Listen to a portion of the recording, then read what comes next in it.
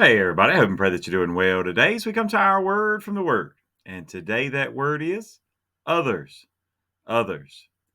Now, as you come to the end of John's gospel, John chapter 21 today, we see kind of a breakfast by the sea, as it's called. And the disciples are out there, don't recognize that Jesus is there on the shore. He says, "Hey, go ahead and put your net down on the other side," because they didn't have any fish.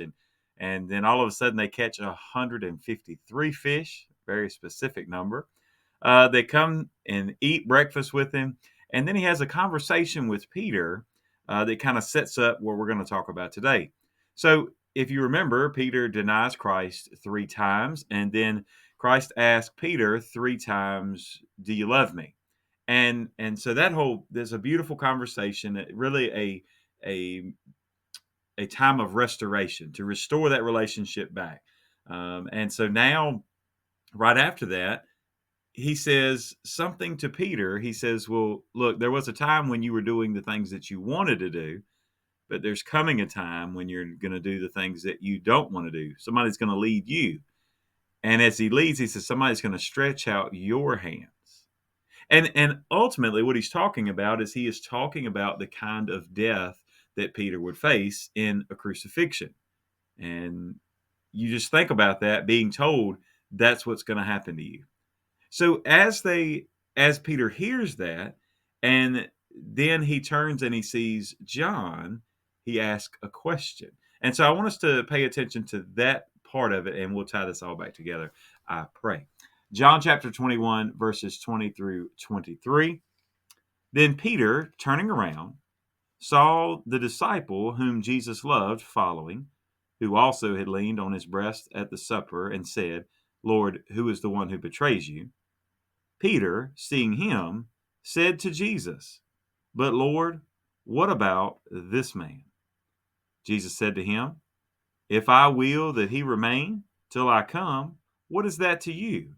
You follow me." Then this saying went out among the brethren that this disciple would not die. Yet Jesus did not say to him that he would not die, but, "If I will that he remain till I come, what is that to you?" Now, the interesting thing here, it's a lot of interesting things, but one of them, as many commentators noted, a lot of times when statements like this, even if Jesus' words were repeated, they weren't repeated exactly. I mean, you may give it one way and then give like a summary of what was said before, much like we would do in conversations. I mean, you don't necessarily go verbatim what was said the first time, but you still convey that idea.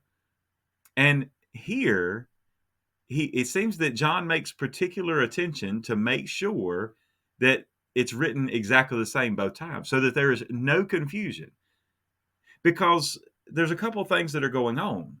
First, Peter has already heard, if you go to the preceding verse, that Jesus says to him, "These things are going to happen to you, but you follow me." And so then he sees John and he says, "Well, what about him?" Now, let's not knock Peter down for asking about John. It that wasn't really. I don't think, me personally, I don't believe that was a like a flesh response of like, "Oh man, that's going to happen to me." Well, what about him? I think it was a loving concern to think, "Oh no, okay, well if that's going to happen to me, well, what about John?" I mean, wouldn't we? Don't we all want to know what's going to happen?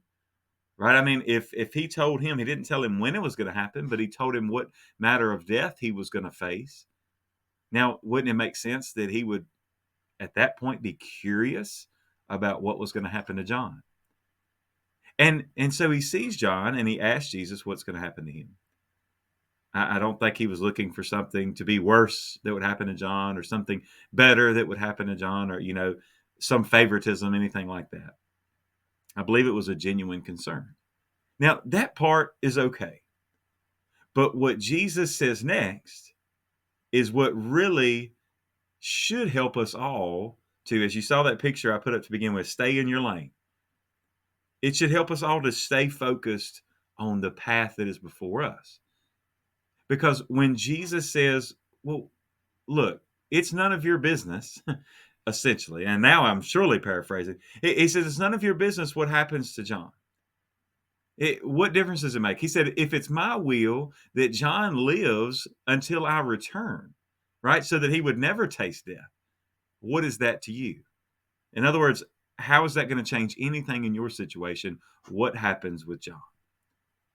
Now, John is also clear to make sure that he says that this legend pretty much began to be told. Gossip spread real quick, and they said, oh, he said that he's going to live forever. Or they thought this also teaches really the imminence of Christ's return, that it could have been possible. But John is also making sure that others know, because he says, no, that's not what Jesus said, because John is saying, look, when I die, I don't want y'all to think that Jesus has already come and y'all missed it, or that he wasn't faithful to his promise. You know, he wants to make sure they're clear. Jesus just said, if it be my will that John doesn't die until then, what is that to you? So we tie all this together to stay in our lane and not worry about others. Now, when I say that, we're going to say, well, wait a minute. He says to love others. Absolutely. To be concerned about the welfare of others. Absolutely. To be concerned about the salvation of others. Absolutely. But when it all comes down to it, if we're not focused on what God has for us, and we're more concerned about what he's doing for others and what he desires for others, then we've missed it all entirely. See, that's why he says, Peter, you follow me. We should pray that we could be able to say what Paul said, follow me as I follow Christ. That is our concern for others. And it shouldn't go really any further than that. That our concern for them, yes, for their salvation, yet it's not that we ignore others at all. You take this in context with all the rest of what's going on in Scripture, that love the Lord your God and your neighbor as yourself, right? That you've got to be concerned about others. You've got to show love towards others. But you also have to make sure that your primary focus is on following Christ, worrying about his will for your life, not his will for everybody else's. Because his will for everybody else's life, what, as he said to Peter, what is it to you if they stick around forever until I return? You follow me. Today, focus on following Christ. God bless you, and I pray you have a great, great day.